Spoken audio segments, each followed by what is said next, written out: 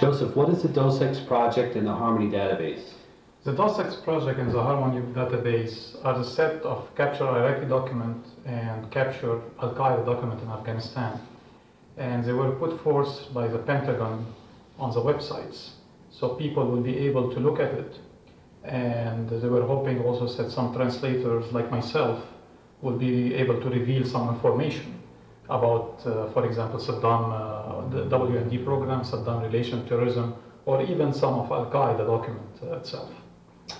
Joseph, can you tell me about how you got involved in the DOSX project in translating the Iraqi documents? Sure. The first time I was able to access DOSX project in particular, the Iraqi documents, was in March, I believe it was March 16 or 17, 2006.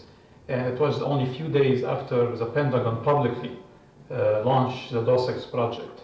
That's my first participation in the project. And from March 2006 till November 2006, when the DOSX project unfortunately was shut down, I was able to translate dozens of documents and publish it on the websites.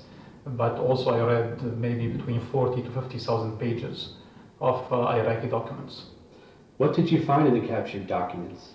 I focused mainly on two issues, two main issues I focused on while reading the Iraqi documents, Saddam regime documents. One was WMD program, Saddam regime WMD program. The second one was Saddam relation to terrorism.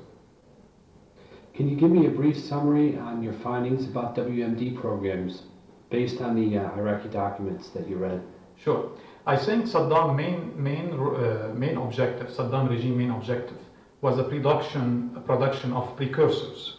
Precursors are the basic material to make weapon of mass destruction, in particular the chemical weapons. For example, if you want to make, nerve gas, you need a certain set of precursors, chemical precursors, that can be used for industrial use as well, not just for military use. And that was the pretext Saddam regime have used always. Oh, we are going to use this particular precursor for this industry or such industry, what we call the dual-use material. So I believe their goal was to assemble and produce the ability to produce those precursors. And when the time will come to produce a final weapon, all what they have to do is to put it together. And in some cases, it's a matter of weeks or even just few days to put the final assembly program. And they did this for two purposes. One, first, they will not be caught by the United Nations weapon inspectors. They can always tell them this precursor we are using is for this industry, for a civilian industry. Second, the shelf life of those precursors is much longer than the assembled final product. So there is no use to assemble a product and after 2 years it's not useful, rather than find the precursor, put them on the shelf or hide them somewhere for many years without any problem. Can you give us a brief summary on your findings about Saddam regime's relationship to terrorism based on some of the Iraqi documents that you have read? I think the most surprising thing that many experts were not aware is it was a stronger relation between Saddam and terrorism than we ever thought. For example, Saddam regime was training what they call the Arab Fidaiyin, which is a foreign terrorist, since 1999. And they were training them on multiple terrorist tactics, such as how to make IED, how to make car bombs, how to kidnap, how to take hostages, and things like that.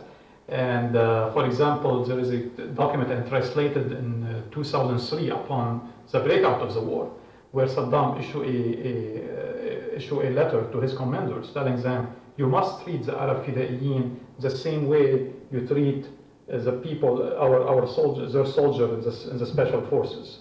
So there's definitely, Saddam has all the intention to train Arab terrorists, foreign Arab terrorists, in order to eventually launch them to conduct terrorist operations around the world.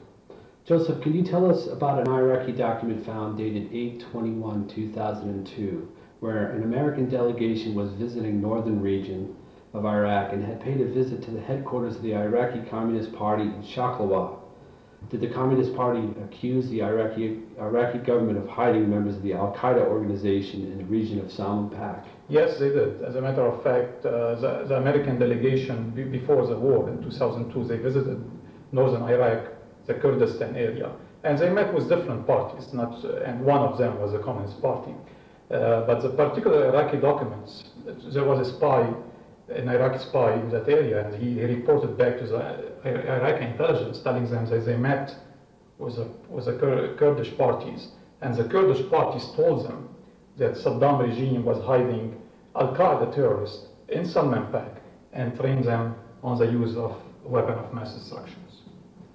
In April of 2007, Joseph, you have stated the media wing for the Al-Qaeda in Iraq, Al-Furqan, I don't know if I'm pronouncing that correctly, Al-Furqan, yes. A video documentary about their Kurdistan units in northern Iraq. The footage was shot somewhere between 2002 and early 2003 when Al-Qaeda was moving fighters to Iraq under the leadership of Abu Musab al-Zarqawi. According to the skeptics, Al-Qaeda was never in Iraq at that time. Is this proof that the skeptics were wrong? The skeptics are definitely wrong. This is one proof among many proofs that Al-Qaeda was in Iraq before the onset of the war. In particular, they sent their lead man, Abu Musab al-Zarqawi, and a bunch of his terrorists, a group of terrorists, to Iraq to establish Al-Qaeda in Iraq, in this northern area, as well in the central areas, the Sunni areas that are dominated by Saddam. This particular video that you mentioned, it was shown on one of the terrorist websites, and basically it's an old footage of Ansar Islam / Al-Qaeda training in the mountains of Iraq, the Kurdistan, on how to ambush, how to conduct terrorist act, and how to ambush the Kurdish militias that were against Saddam regime. And the name of the movie was titled The Return to the Mountains.